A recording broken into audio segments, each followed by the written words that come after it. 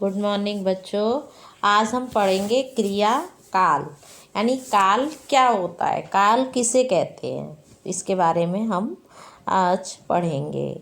सबसे सामान्य बात होती है काल यानी समय। तो काल का मतलब होता है समय। हम जो भी काम करते हैं वह सभी काम किसी न किसी समय के अंदर होते हैं। जैसे कुछ काम बीते हुए समय में हो चुके होते हैं, कुछ वर्तमान समय में होते हैं और कुछ आने वाले समय में होंगे, तो उसे हम काल कहते हैं। फिर आता है, देखिए हम चित्र के माध्यम से समझेंगे। महात्मा गांधी ने दांडी यात्रा की थी। दूसरा चित्र जो है उसमें आप देखिए शंकर और नंदू पतंग उड़ाते हैं। तीसरा चित्र है शेखर और अनुराग ताजमहल देखने जाएंगे। तो यहाँ पर पहला चित्र है जिससे पता चलता है दांडी यात्रा की थी यानी भूतकाल में की थी, जो समय बीत चुका है। उसमें वाक्य से पता चल रहा है कि ये जो है भूतकाल में कार्य किया गया था। तो फिर दूसरा चित्र हम देखते हैं, शंकर और नंदू पतंग उड़ाते हैं। तो उड़ाते हैं पतंग वर्तमान काल में, उड़ा रहे हैं, वो पतंग उड़ाते हैं, ये वर्तमान काल का पता चल रहा है। फिर हम इसके बाद देखेंगे तीसरा जो चित्र है उसमें शेखर और अनुराग ताजमहल देखने जाएंगे। आपके लिए वाक्य से पता चल रहा है कि जाएंगे यानी भविष्य काल में जाएंगे, तो इससे हमारे लिए भविष्य काल का पता चल रहा है।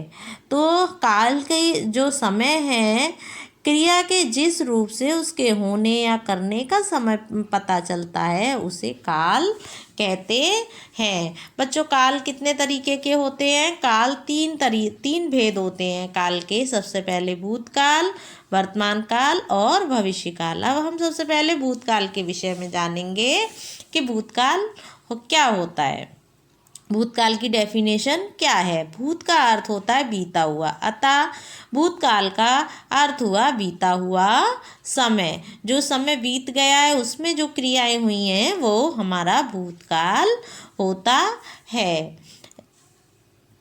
जैसे पिताजी कानपुर गए, तो पिताजी कानपुर गए यानी गए जो शब्द है वो भूतकाल में है। पानी बरस रहा था यानी पानी बरस चुका है, बारिश हो चुकी है, भूतकाल में हो चुकी है। पंडित जवाहरलाल नेहरू हमारे देश के प्रथम प्रधानमंत्री थे। जो प्रधानमंत्री थे वो कौन से काल में थे?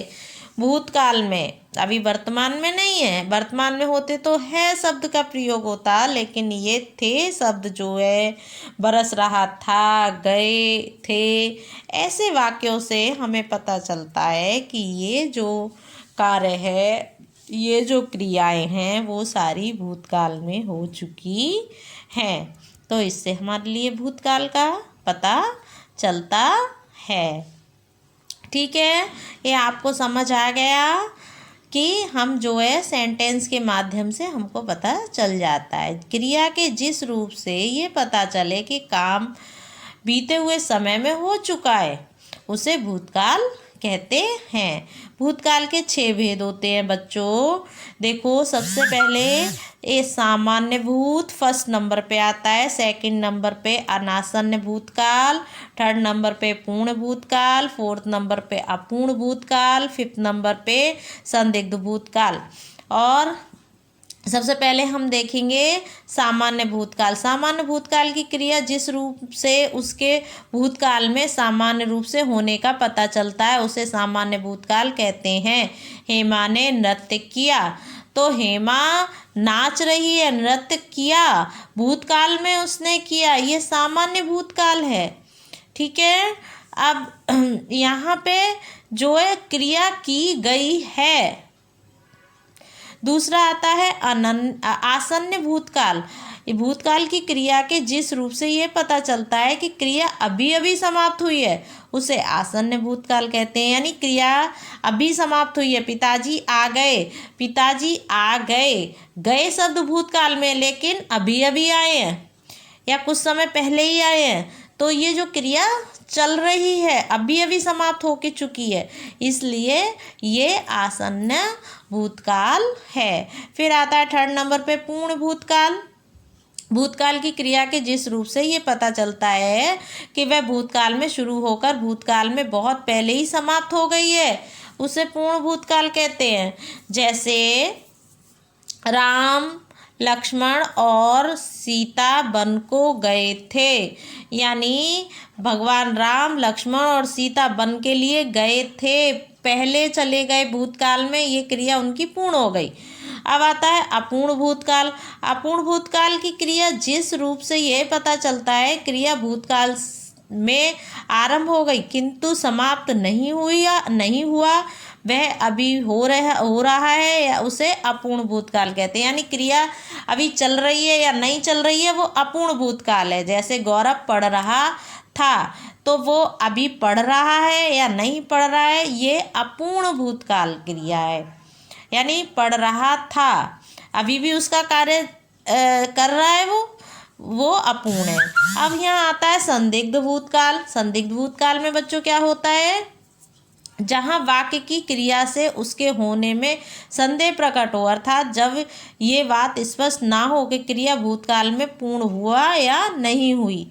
उसे सबने मिठाई खाई, तो यहाँ पर सबने मिठाई खाई, क्या पता कुछ लोगों ने नहीं खाई हो, यहाँ पर संदेह है कि मिठाई जो है सबने मिठाई खाई होगी, तो यहाँ पे संदिग्ध भूतकाल है, कुछ लोगों ने नहीं भी खाई होगी, ऐसा भी हो सकता है।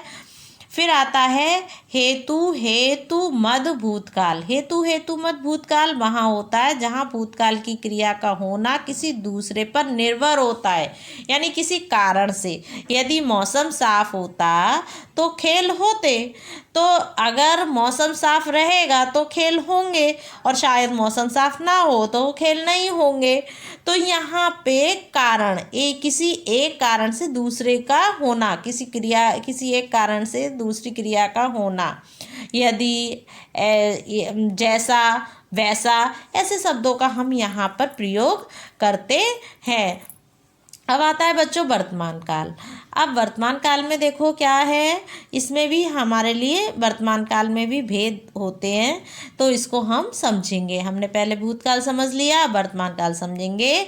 जैसे महिमा फल खाती है, ये सेंटेंस। दूसरा सेंटेंस है पक्षी आकाश में उड़ रहे हैं, ये भी वर्तमान काल है।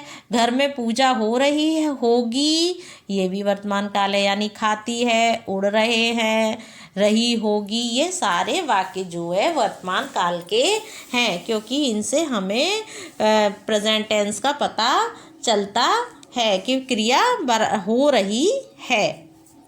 अब देखिए इसमें हमारे लिए ये पता चल रहा है घर में पूजा हो रही है ना, यानी कार्य चल रहा है वर्तमान समय में, तो ये वर्तमान काल है। अब वर्तमान काल में क्रिया के जिस रूप से उसके वर्तमान में होने का पता चलता है उसे वर्तमान काल कहते हैं कि वह। अब जैसे वर्तमान काल के भेद देखें बच्चों, हम आप वर्तमान काल के जैसे भूतकाल के वैसे वर्तमान काल के भेद सामान्य रूप से सामान्य वर्तमान काल, फिर सेकंड है अपूर्ण वर्तमान काल, थर्ड है संदिग्ध वर्तमान काल। अब सामान्य वर्तमान काल में क्या होता है बच्चों, तो वर्तमान काल की क्रिया के जिस रूप से ये पता चलता है कि क्रिया वर्तमान में सामान्य रूप से हो रही है, ये सामान्य वर्तमान काल कहते हैं। कि जो है दर्जी कपड़े सिलता है, तो यहाँ पर जो क्रिया हो रही है कपड़े सिलने की वो सामान्य रूप से हो रही है। वो दर्जी जो है टेलर कपड़े सिल रहा है, तो ये उनकी वर्तमान क्रिया है। अब आता है अपूर्ण वर्तमान काल। अपूर्ण वर्तमान काल की क्रिया के जिस रूप से ये पता चलता है कि क्रिया वर्तमान काल में आरंभ होकर अभी चालू है, उसे अपूर्ण वर्तमान काल कहते हैं। जैसे राज मकान बना रहा है, तो वर्तमान काल में वो मकान बना रहा है, लेकिन मकान बन चुका या नहीं बना, ये अपूर्ण वर्तमान काल है। यहाँ पर कार्य हो रहा है, चल रहा है, लेकिन हो चुका है या नहीं हो चुका है, अभी कुछ संदेह है। अब आता है संदेह वर्तमान काल। तो वर्तमान काल की क्रिया के जिस रूप से उसके वर्तमान काल में होने का संदेह प्रकट हो, उसे संदिग्ध वर्तमान काल कहते हैं, यानी कार्य के होने में कोई संदेह हो।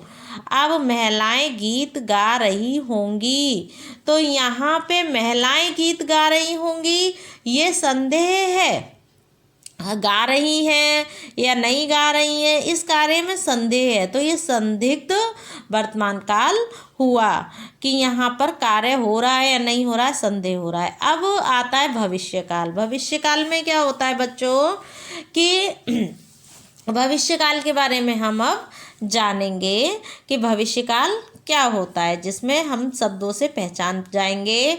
दादाजी हरिद्वार जाए दादी जी हरिद्वार जाएंगी, तो यहाँ पे जाएंगी शब्द वर्तमान काल का है। श्याम सुंदर जी भाषण देंगे, भविष्य में देंगे, है ना, तो यहाँ देंगे शब्द भविष्य काल का है।